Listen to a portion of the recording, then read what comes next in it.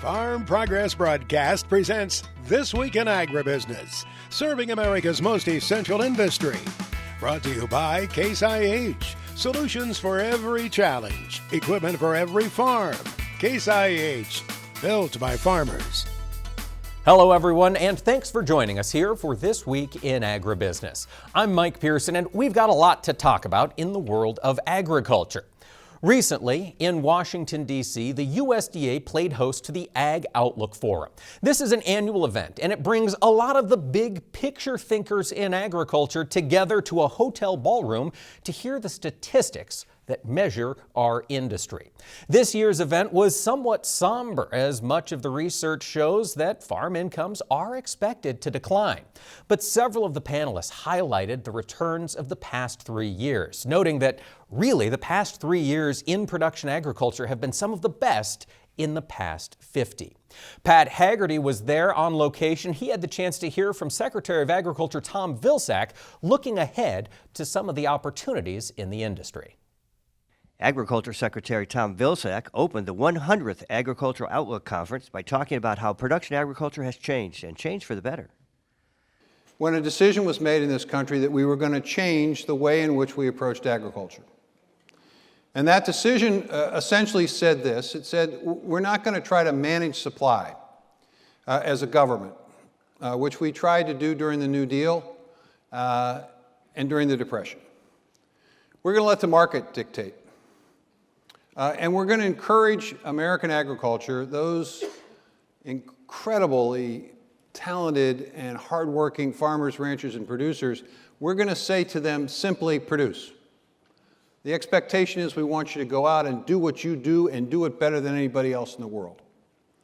And that's exactly what they did. They went out and produced. In fact, I think one secretary may have said fence row to fence row. And we saw a massive increase in productivity. It's a testimony to the hard work of our farmers, ranchers, and producers, and to the important work of our researchers and our companies that have created the technology that allows this increase in productivity. He then talked about how new markets will help all farmers and ranchers, large and small. We're creating, for example, whole new industries. The sustainable aviation fuel is a good example. 36 billion gallons of fuel has to be produced for the airline industry that is desperate for this fuel. Why? Because we're not going to have battery-powered planes. We're not going to have hydrogen-powered planes for a considerable period of time. But it is important for United and Southwest and Delta and American and all of the airlines to be able to use a low-carbon fuel. It can be produced from a wide variety of agricultural waste product. And you're going to see, I think, a commitment to a broad array of feedstocks qualifying for this. Any additional revenue sources are always welcomed by America's farmers and ranchers, but especially in 2024, because USDA's chief economist Seth Meyer says that margin will be smaller and farm income in 2024 will be down slightly. In Washington, D.C., Patrick Haggerty, This Week in Agribusiness. Thank you, Patrick. It's interesting to watch that sustainable aviation fuel make its way closer and closer to moving into gas tanks around the world. Today's larger, heavier equipment can lead to more soil compaction issues. Firestone Ag IFVF tires with 82 technology maximize load capacity while minimizing soil compaction. Visit firestoneag.com to learn more. It's time to dive into the markets. Joining us this week is Darren Newsom, Senior Market Advisor with Bar Chart. Darren, thanks so much for talking with us this week. Yeah, I always enjoy it. Thanks for the opportunity again, Mike. Darren, this past week in your commentary, you highlighted really what seems to me to be a pretty important shift in the corn market, and that's the National Cash Corn Index crossing below the $4 line for the first time in 4 years. Darren, does this downward trend look set to continue in cash corn prices? I think so. One of the things I've been highlighting for over a year is the fact, as we look at the monthly close only chart for the National Corn Index, it's basically following the same path that we saw from 2010 to 2014. And again, I've been tracking it here from 20 to 24. And then, if we go back a decade, we didn't see the index bottom out until the close of September, and that was below $3. And so, does that tell us that this year's market's going below $3? Not necessarily, but it does say that there's still some more downside to the cash corn market. Darren, in this cash corn market, as we get deeper into spring, I've heard stories of the U.S. farmer being undersold. We binned a lot following harvest last year. Where could basis go? Where do you see cash price headed as we get into this marketing season a little deeper? I think basis could start to have some problems, particularly as we, in this time frame between, say the end of February and the beginning of planting season, because I think there's going to be a lot of corn moving to town. If we again go back to that cash index, one of the things it tells us is available stocks to use. And I don't care about USDA's ending stocks to use or any of that nonsense, but the cash market tells us the actual relationship between supply and demand. And we've seen that grow to over 13% at this point.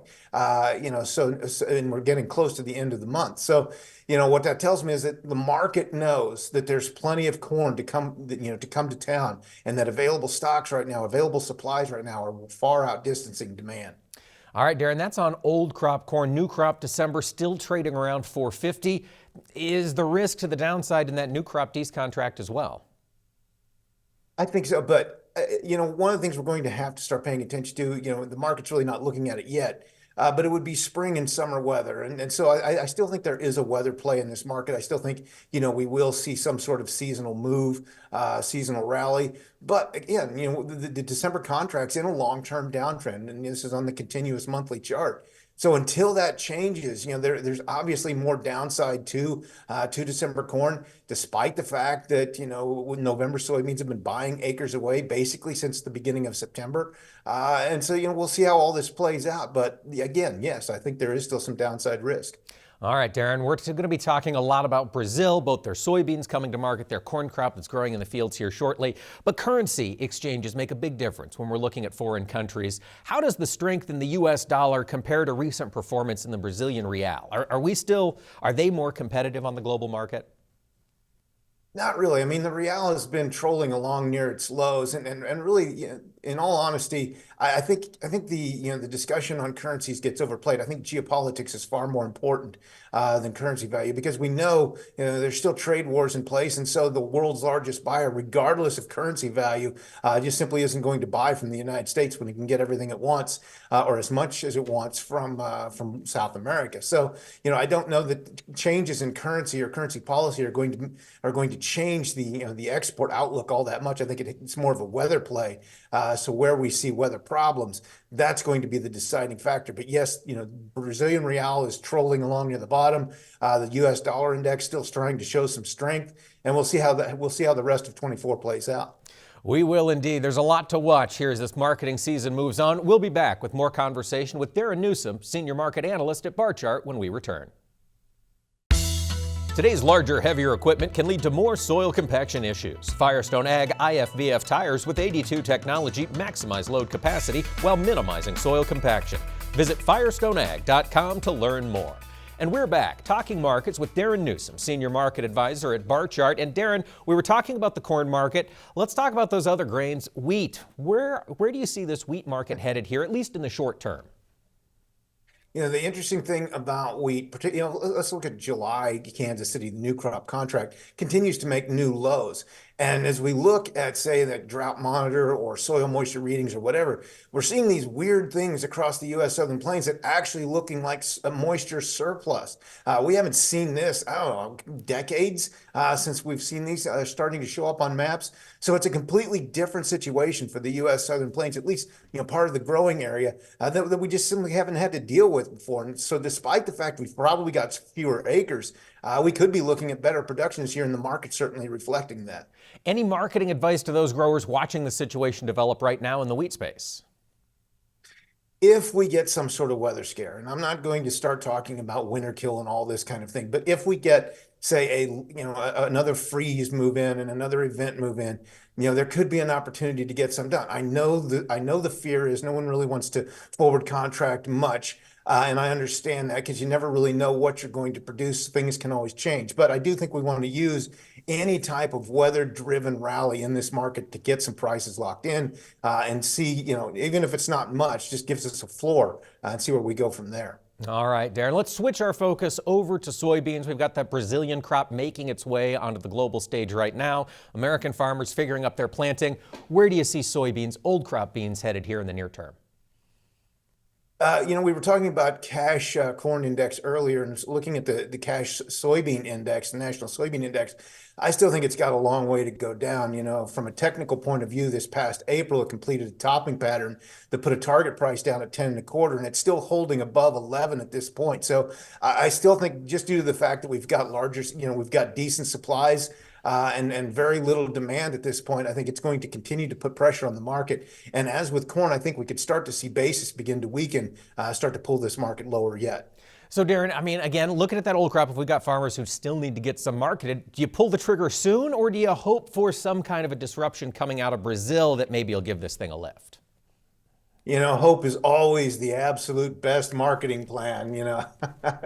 I don't like to sell when the market's in a hole, but when that hole could get a lot deeper. If we get small rallies, if we get 2 to 3 day rallies, we may want to take it, get some priced, and then wait to see what happens after that. But I don't want to just sit here and hold it, hoping for better market prices, because the world's largest buyer isn't coming knocking at the door until they start running out of soybeans out of Brazil. If I'm selling old crop beans, Darren, should I also be selling a little portion of those new crop beans here with the prices around $11.50 in November? I would think so, because again, we've seen Nov 24 buying acres away from D's 24 corn. That's just the way it's been since the 1st of September. So if it still pencils out and you can still make some money and you're going to be planting some soybeans, I think you can go ahead and get some locked in. Again, I wouldn't want to do everything because there's always a chance that we could have some sort of weather rally this spring and summer, but I'd certainly get some on the books. All right, Darren, let's switch our focus over to the livestock sector. We've seen cattle put a little bit of a rally back on since that wintertime fall. Where do you see live cattle headed from here? It was interesting watching the markets earlier this week. I've been talking about, if they took out their previous highs, then that really opens the door to another $3 to $4. And this is live cattle, another $3 to $4 higher. We've seen some support coming from the cash market. We've seen some support coming from boxed beef. The future spreads are showing some commercial buying. So, I think the market does have some opportunity in here to continue to move higher. There's still good demand for beef as a whole, for cattle. So I'm not really that afraid of the cattle market at this point. All right. Like to hear some optimism there from Darren Newsom. That's Darren Newsom, Senior Market Advisor with Bar Chart. Darren, as always, thanks for talking with us this week. Greg Solier now brings us his farm weather forecast for the week ahead.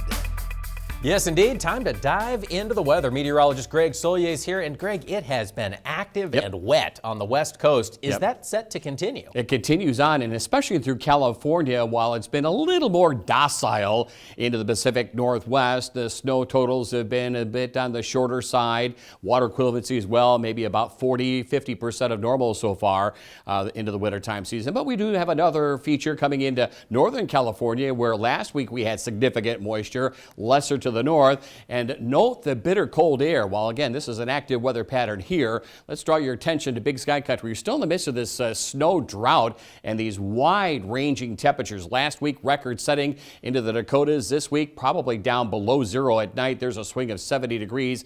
And close enough to call it a winter storm and blizzard here in this particular area. Lambing and calving operations across the northern plains, so heads up accordingly. Again, there's that system offshore to the Pacific Northwest. As the week wears on, it moves inland. More snow for the northern Rockies, the Cascades as well, so improving there. We do get an influx of downslope winds and a quick turnaround temperatures again across areas of the Dakotas, the Black Hills, and points to the east and southeast of the Arctic air retrenches itself back northward into the southern Canadian prairie. Here's the next in a series of these atmospheric rivers or Pineapple Express El Nino-driven storm systems around the Imperial Valley as well as San Joaquin Valley flooding last week, but at least the Sierra now running at about 85% of normal for snowfall and precipitation, as well as a water equivalency about 15 to 18 inches worth, right on target for mid to late February. Warm in the desert Southwest, pretty quiet weather pattern across the central and southern plains, but things ultimately do light up.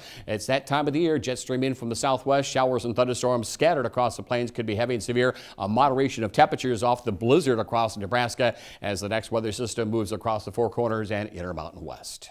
I know folks across the Corn Belt got a warm-up as well last week, Greg, but it looks like that might be coming to an end. Exactly, yeah, boy, record-setting warmth as far north as the Sioux, and here is the next prod of this rush of almost April-like environs, but it's a southwest to northeast jet stream pattern. Showers and thunderstorms probably going to turn heavy and severe in spots. Meanwhile, here is this late-season winter storm. We go in the other direction, sub-zero cold, blizzard conditions from the Black Hills east to the Corn Palisade northward as well, with Arctic high pressure here and some moisture as well down over the southwestern end of the Corn Belt. So we continue to get drought improvement over some sections of the plains and western Corn Belt just as quickly as the cold air rushes on in behind this weather system back into milder to warmer, drier, windy weather, downslope conditions across the central plains as the cold air moves back north of the U.S.-Canadian border. Onto the southern plains we go. Windy, cooler weather across the areas of West Texas.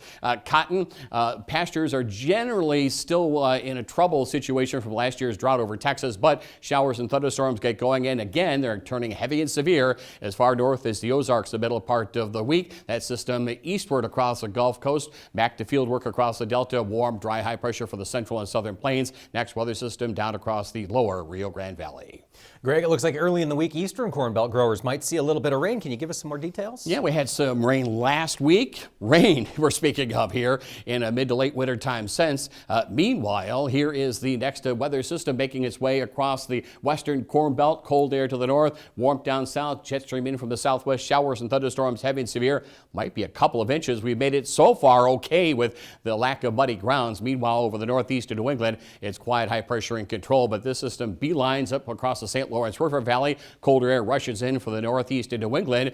A brief shot of cold air. They're back into milder environs across the Corn Belt. The bitter cold up north towards the Sioux and back westward, but will likely add to some snow cover and snowfall where it's been really a snow drought this season across the upper Midwest, the Dakotas, and northern Great Lakes region. Heavy and severe, the thunderstorm activity over the southern plains of the Delta. We've had some, at least corn planting over sections of southern Texas of late. Meanwhile, over the southeastern states, some opportunity. We're drying out for opportunities for field work and in a spring sense, planting operations, but heads up on the showers and thunderstorms over the mid to late portions of the week. They'll be heavy and severe from the Delta back westward into eastern Texas.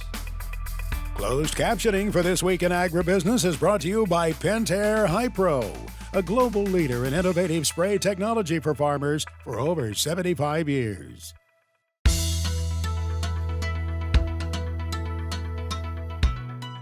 Well, it's been over a week since we were down in Louisville for the National Farm Machinery Show, and I tell you what, we are still reviewing everything we saw. Obviously, it's a great place to take a look at the latest and greatest from all the different manufacturers, and if you know anything about Max Armstrong, you know he's always drawn to that red equipment. He had a chance to dive in deep on the latest offerings from Case. There are a lot of stars in the booth here at the National Farm Machinery Show. Of course, this big boy, the AF-11, was drawing a lot of attention, but tractors too. And Morgan Dietrich here visits with us about tractors a bit. Of course, you had your day in the sun at the Farm Progress Show last year, literally the day in the sun, with that big new tractor, 715. Correct. And you have more news that you're bringing to producers and dealers across the United States. A little more work on those tracks. Yeah, since we've been in the track business since 1997, with the release of the 715 last fall, we now are bringing a new track system to all of our quad track lines. We're going to call it HDS for heavy duty suspension. This is the next iteration of our track technology, and we're really excited about it. Talk with us about what that suspension does. Obviously, you think of operator comfort, but it's much more than that, isn't it? Yeah, you think about not only does the operators ride a lot better, but the machine itself. These are expensive machines. We want to maintain them. This should help for our long-term durability. We also have a faster transport speed with this. So it's not just what the suspension does in the short term, it's what it's going to do in the long term, efficiency and durability. I always tend to think of big tractors, but you're doing much more, of course, for producers. World Ag Expo was going on the same week. We were here at the National Farm Machinery Show. Did you have some new offerings there? Yeah, we're really bringing out some different options on some of our Farmall lineup, some that are really for that region out there. We have a CL, which is a low profile tractor, easier to get in and out of the orchards. We've got an almond Farmall A that we're bringing to really focus in on some of those tree nuts. So we're really diversifying that lineup for that key market for Case IH. Whether it's electrification or autonomy, you guys continue to bring those innovations forward, and they come so fast. I think sometimes a grower will question with me, are we really going to be able to do this? And I just point out the lightning pace at which the change is arriving. Absolutely. That's the one part about this job, being in control of all of our tractors from 25 to 715. We're working on all of them, all the different platforms of when can we bring this, when can we bring that. At the end of the day, it's all for what the customer needs to do their job better. Morgan, is it always a response to producer inquiries or producer interests, or are you trying to get out ahead of them a little bit, doing some things that you anticipate they're going to need? It's a little bit of both, but we absolutely have to bring our purposeful solutions with our producers, giving us feedback when we're in those iterations of what we're working on, what we're improving. We need them to say, yes, I need this, or hey, I need a little more of that. So they're absolutely part of our design going forward. And I've noticed your engineers, many of them maintain a close connection yet with the farm. That doesn't hurt a bit either, does it, Morgan? They understand where our customers are from. Oftentimes, they are our customers too. What a treat to visit with you, Morgan. Nice to see you. Nice to meet with you as well. Morgan Dietrich with Case IH, as we were visiting about the tractor lineup that the company brings to producers. Well, thanks, Max. And you know, one of the things they touched on there is this new equipment is growing in its technological complexity, it's growing in its working ability, and it's growing in price. I don't think that's any shock to you if you've been to a dealership lately. So now the concern is, how do you maintain the value of that equipment, and is it worth it in the long run? Max had a chance to talk with our good friend, Mark Stock of Big Iron Auctions, and he asked him that very question. How do you measure the ROI on tractor maintenance? Well, I tell them if you've taken care of your machinery, you don't have anything to worry about. The equipment that's been well cared for is still bringing really good money. Now, the equipment that's been used and beat up, so to speak, you're going to get beat back when you want to sell that. So take care of your machinery, folks, and it's going to take care of you. Been seeing all of these social media posts of folks pulling their equipment into the shed and washing it down after the harvest season and waxing it. There's good reason to do so, you say? Oh, it totally is. I mean, you can just chart on any map on a piece of equipment that's had excellent care, that's been serviced and greased on a routine basis. I know a lot of the service records that you can provide if you've had your local implement dealership taking care of that machine adds so much value because it gives peace of mind and confidence, and a confident bidder, Max, usually spends more money. A Southern Illinois farmer here told me at this show that there was land around him recently purchased by an outsider. This was not a local farmer, he said. It was an outside investor. Are we seeing much of that? Well, we're seeing some, big money players like doctors and bankers and some CPAs and maybe some folks that have had a good run in some other profession come back to home to buy some land in the area which they grew up, and then they rent it out to their nieces or their nephews, their brothers or sisters. But the Big Iron Realty Group and the Sullivan Land Group, we haven't seen outside investors, so to speak, that you hear all the time in the news channels. They're coming in to swoop up and buying all of this American farmland. I haven't seen that. There are other people that are related and tied to agriculture that are putting their money back into farmland. Well, thank you, Mark, for that update, and we look forward to checking in with Mark Stock for the rest of the year as these machinery and real estate values continue to change throughout farm country. Stay with us here on This Week in Agribusiness, because it wasn't just the Case red tractors we had a chance to see at the National Farm Machinery Show. We also were at the Mahindra booth for their new product launch. When we come back, we'll show you what Mahindra's bringing to the table right here on This Week in Agribusiness. Farm Progress Broadcast presents This Week in Agribusiness, serving America's most essential industry. Brought to you by Case IH, solutions for every challenge, equipment for every farm. Case IH, built by farmers. Thanks for joining us here for This Week in Agribusiness. It's probably no surprise if you're a regular viewer of this program that we love farm shows. It's a chance to see our friends, and it's a chance to see the latest and greatest in equipment.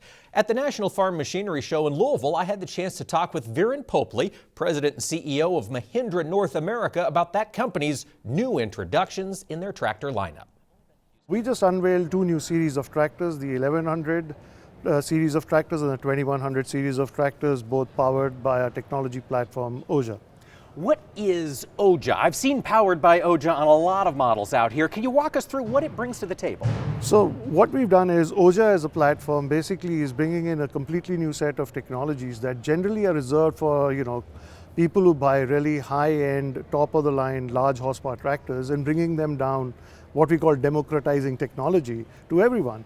And so we've got telematics on these tractors, which allow you to, know what's happening with the tractor. We have kids. You leave the farm, leave the tractor, they're going to take the tractor and go for a ride. Now you know exactly where they are, and you can geo-fence them in so they don't get into trouble. You can track how the tractor is doing. You know that it needs fuel while you're driving into the farm, then getting there and finding out. We've done lots of improvement on electronics in terms of how to use it, lots of comfort, tilt steerings, and so on and so forth. So there's lots of technology into the tractors that we've got, which is making that happen. Viren, as I think about technology in tractors in particular, it continues to get more complicated. And I wonder, as we get new people looking at the ag markets, perhaps folks who've never run a tractor before, does this sort of technology make it easier for them to adapt? Oh, for sure. So in the tractors that we're selling right now, the 1100 and 2100 series, it's almost 50% of the US tractor market. And almost 70% of the people who buy these tractors are first-time buyers. They've never owned a tractor before. So one of the things that our dealers gave us feedback on was that when a person buys a tractor, within the week they will definitely get a call saying, "Hey, my tractor is not starting." And usually it was a very small thing because the tractor, you need to make sure that you're sitting on the seat, the PTO switch is off, the vehicle's in neutral, your foot is on the brake. So what we've done is we created a small little panel called the quick start panel, that when you sit on it, if all 4 lights are green, the tractor should run. And if it is not green, you know exactly why it's not starting. So things like that. So you can use technology to make your life easy. But at the same time, we try to make sure that the product itself doesn't become so complex that people can't take care of it themselves. Let's talk about getting these tractors out into the hands of people. It was unveiled at the National Farm Machinery Show. Viren, when do you expect consumers to be able to get their hands on the powered by OJA technology? Yeah, so we are now in the middle of starting to ship them out of our factories into the dealerships. We expect over the next 2 months we'll have them available everywhere. For folks who are curious about checking it out, Viren, where would you send them first to get more information? I think the ideal place to go is to go to our new website, mahindrausa.com, and if they are keen, they can check out the OJA tractor on the website or on an AR app, which is the first time we've done. Another really interesting thing is we are launching an AR app, an augmented reality app, which allows you to put a tractor in your yard and actually walk around it and sit on it and see all the high points of wow and sell it to yourself. That was Viren Popley, President and CEO of Mahindra North America, walking me through some of the latest advances on their Mahindra tractors powered by OJA. Greg Solier is back now with his extended farm weather forecast for the nation. Meteorologist Greg Solier joins us now. And Greg, it's time to start thinking about spring. I understand you did a recent spring outlook for feedstuffs. Yes, with Sarah Muirhead at feedstuffs365.com. That's the place to check out. We have the spring outlook for you and a little thought or two on the upcoming summertime season. So that's where it's at, folks. Go out and check it out. Well, let's talk about what's coming in this next week. Greg, you mentioned a lot of moisture. Who and where is going to be getting that? Probably in 2 or 3 rounds, but there'll be dry days as well. We're certainly not into field worker planting season as it applies to the Plains and Corn Belt locales. But once again, if you want to spin it positively, the glass is half full. More drought relief despite probably some snowfall over the western Corn Belt. There may be some good soaking 1 to 2 inch range over a wide area of the Corn Belt, probably heavy and severe all the way down to Dixie and points on to the east. And yeah, late season snow. You were surprised, weren't you, with the change in weather? Hopefully you weren't. We've been talking about it from the 60s to down below 0, back to snow for the northern plains and points on westward. But this is a good thing. We're in the midst of a drought weather pattern expanding, especially with snowfall up near the Canadian border. More moisture for Northern California and the Pacific Northwest. There, too, they've been on the shorter side of the gauge and the snow ruler this season. All right, Greg, let's talk that first full week of March. March 4th, what do the temperatures look like? Still looking at another piece of this record-setting warmth extending from the far southwestern Corn Belt into the northeast and New England. Down through Texas, it's warm. Gulf Coast areas as well. Note the U-shaped configuration. These are There's strong and strengthening jet stream winds. There's colder air lurking to the north and west. And here we go. Off to the races. More El Nino driven storminess now in the southwestern part of the country. You've been on the shorter side of the gauge there this El Nino season. More moisture, heavy and severe with storm activity from the southern plains to the Ohio Valley. Late season snows up towards the Sioux, Black Hills and points on westward. Normal precip of the Pacific Northwest. Some dry time and maybe some fieldwork opportunities over parts of the southern mid-Atlantic region. How do you see things looking the week of March 11th? Temperature-wise here, we do see the transition to a little farther east on the warmer air, farther south and west on the Arctic air. Late season style up near the Canadian border down below zero probably at night. You can still do it with snow on the ground at this point of the March calendar. And once again, this trough, the jet stream, the upper air configuration, as we call it, sharpens on up. So that means a lot of dynamics, a lot of spin to the atmosphere. So severe weather over the southern plains, right up the Ohio into the northeast to New England. Late season snows again where we haven't had much, or it's melted away from the Sioux to the western Corn Belt and points on westward into the Pacific Northwest. So a busy weather pattern heading through mid-March. What do you see for that last full week of March, Greg? As we see it right now, transition to colder weather here across the northern plains. Spring begins on the 19th. Note the warmth over the southeastern part of the country and a progression of wet weather, including late season snows over the eastern third of the country. Our Farm Progress Roundup is sponsored by Brandt Industries. Lead the field with Brandt's lineup of high-quality, high-capacity field grain belts and augers. Visit Brandt.ca for more.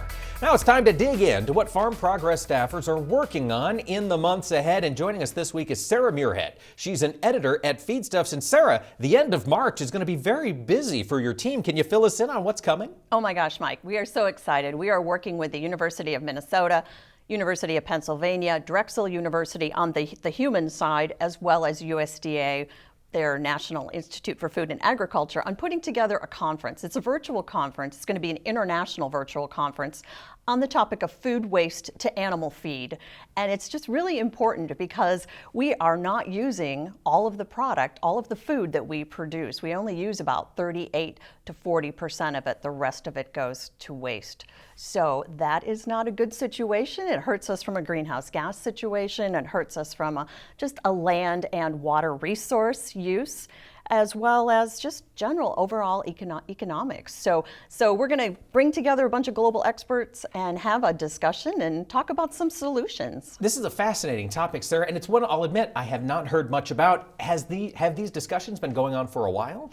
You know, we have a national policy on food waste and food loss here in the U.S., as do a number of other countries around the globe, but it really omits that animal feed side of things here in the U.S. It just says you can't use it. We understand some of that because plate waste is so variable and there can be some food sort of animal safety issues.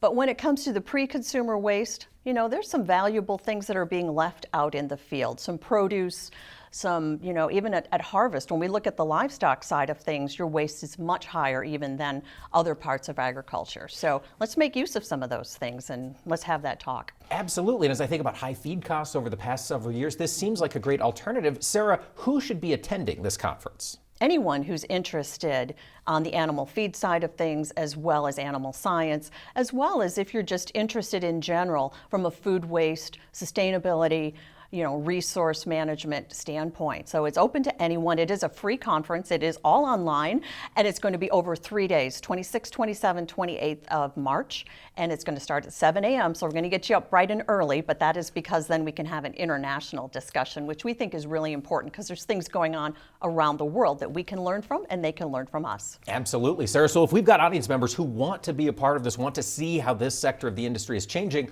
where should they go to get registered?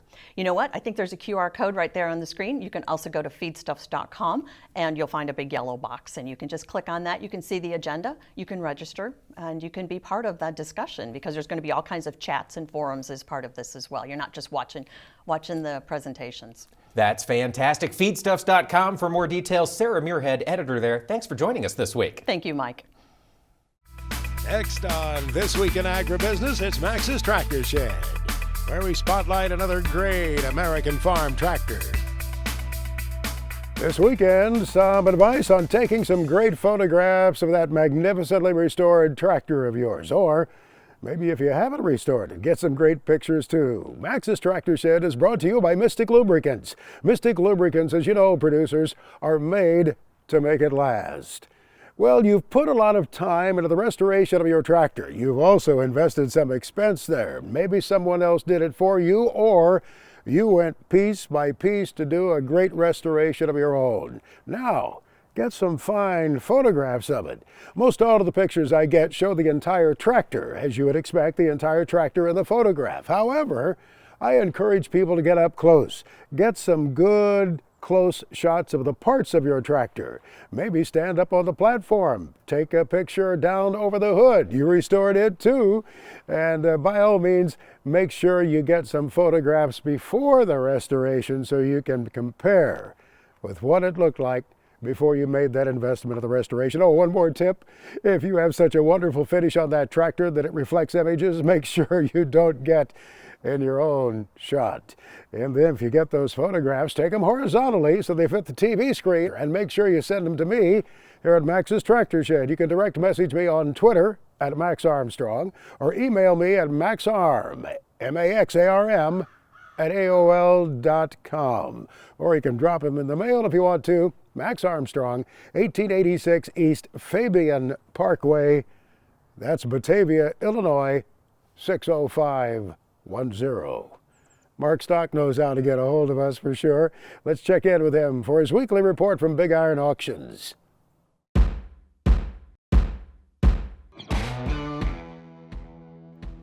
Well, hello, Max. This past week was the Sullivan Classic Car Auction, and some auction results include a 1977 Ford 4x4 Bronco that sold for $74,250. It was a hot market for pickups on February the 19th, and the next Sullivan Classic Car Auction is coming up in May.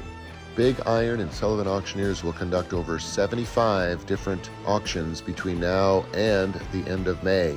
Bob and Mary Ann Harris are retiring from Easton, Illinois. Late model John Deere equipment selling on their sale. Panhandle Harvesting LLC will sell harvest equipment. They're located by Hugonton, Kansas.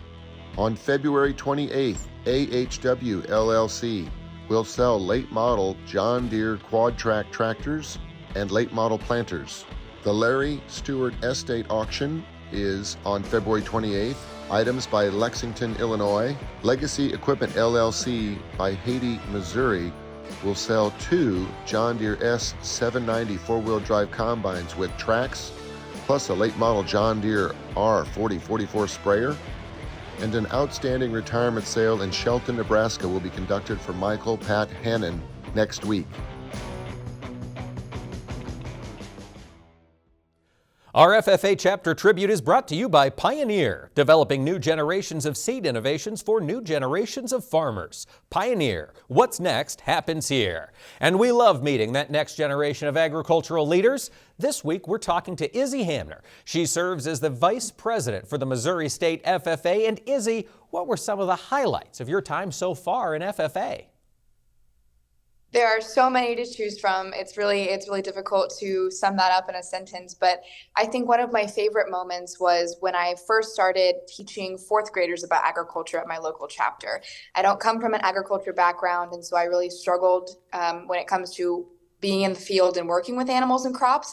But man, the smiles on those little kids' faces when you tell them all about agriculture, and when you tell them that deodorant comes from cattle, the screams that result from that are just memories that I'll hold forever. That is fantastic, Izzy, and I imagine it's that same kind of mentorship attitude that made you want to become a leader in the state FFA. Absolutely. I mean, you get into a classroom and you see, the power that agriculture has over people. And my community, I'm so lucky to come from a community that really values agriculture. And so growing up and communicating with those people and really talking to people and just wanting to be at that advocacy level, that's what inspired me to run for city office and what ultimately got me here. And I am loving every minute of it because I am here to be a leader and I'm here to share agriculture's story, and I get to do that all the time now. That's what it all comes back to, telling the story of agriculture to those who maybe are unfamiliar with it. Izzy Hamner, thank you so much for talking with us, and good luck in your future. Thank you so much. Have a wonderful day. Colby Ag Tech is brought to you by Copperhead Ag Products. Visit copperheadag.com for more information. 10 years ago, drone technology allowed farmers to take pretty neat pictures on their farmstead. Today, drone technology is letting us do a whole lot more. Chad Colby explains. I got a unique call this week from a good friend of mine who said, I bought a new drone. And what makes that interesting is it's one of the owners of Flying Ag. And Randy said, it's for my own farm. You want to come and check it out. And when I know Randy's doing that, I know the economics of the drone is starting to take place. And that's a big step when you talk about a sprayer drone. You know, they've finally gotten to where they're a large enough size that it becomes practical, you know, where you're not just constantly refilling, you know, for small acres. What about the economics of it? From a price standpoint, a sprayer drone is fairly low. You know, it's easy to get into, it's economical. Randy, the guys that you and I have been speaking with, they're 400 or 500 acres a day, no problem with these systems. What are some other hurdles you've had to get through? I'm guessing the regulation is a bigger hurdle, but even that, it seems like we can get through that now pretty seamlessly. Correct. Yeah. You know, there's several exemptions that you need to be legal, but there's a clear-cut path for getting that done. So that it's not. It just takes a little bit of time, you know, in doing it the right way. The other one is just how, you know, what's your process going to be at the field edge? You know, because it's all about keeping the drone in the air. And so how fast can I reload? You know, things like that. As you can see, I'm swapping between the liquid system over to the dry system, and it was so easy. And Randy's right. That makes this thing really efficient, and the technology is wonderful. It's got built-in scales to ensure proper calibration. They've got batteries figured out. That's a non-issue anymore. And there's so many great built-in safety systems that are really second to none. It can see where it's going. That's the best way I can describe it, from terrain to power lines, all those things. But my favorite part is the user interface. You can see right here, I mapped out Randy's home farm and set the drone up for flight. And one thing's for sure, you're definitely going to see more drones spraying crops this year. For This Week in Agribusiness, I'm Chad Colby. Thank you, Chad, for that update. And folks, stay with us. When This Week in Agribusiness comes back, we've got another conversation coming from Louisville and the National Farm Machinery Show. Leave it here. We've talked a lot about technology here from the National Farm Show in Louisville, but it's not just technology as the reason to go. Another key reason is catching up with friends across the industry. One of our good friends are the folks at Copperhead Ag. They're celebrating 15 years in business this year, and I had the chance to talk with owner Kevin Berg, and I asked him, Kevin, what are some of the changes you've seen over the past 15 years in business? Well, the biggest thing that we notice is there's a lot more competition.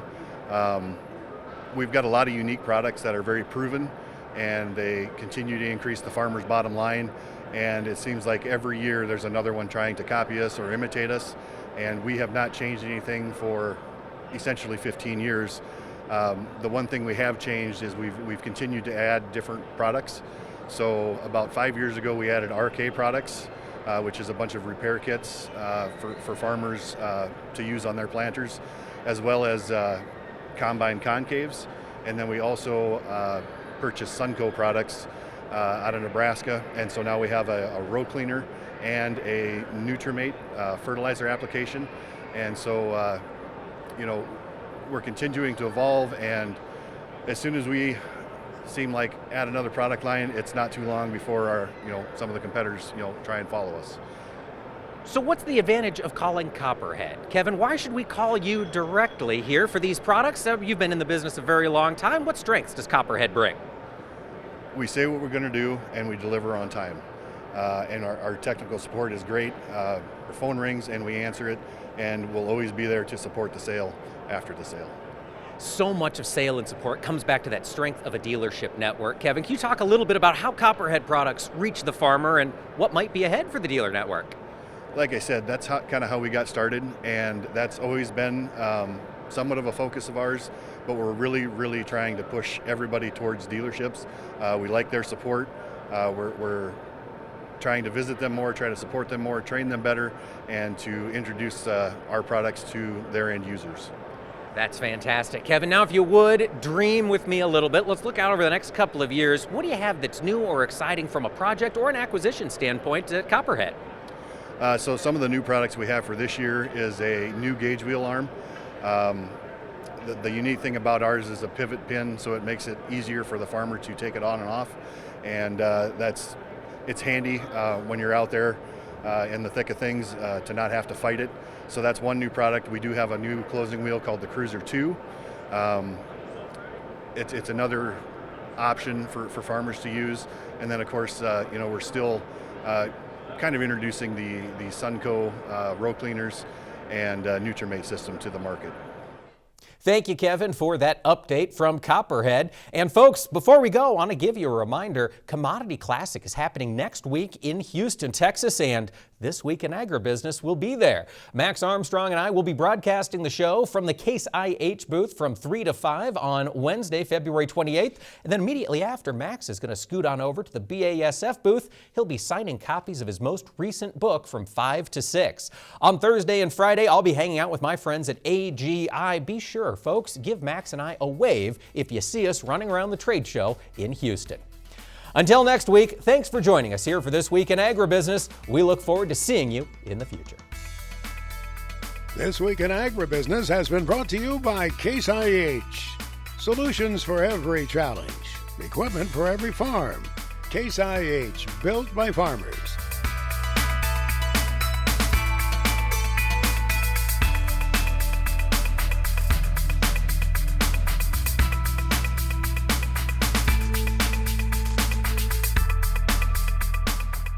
This Week in Agribusiness is produced by 22 Creative Group and has been a presentation of Farm Progress Broadcast. We invite you to visit us online at agbizweek.com.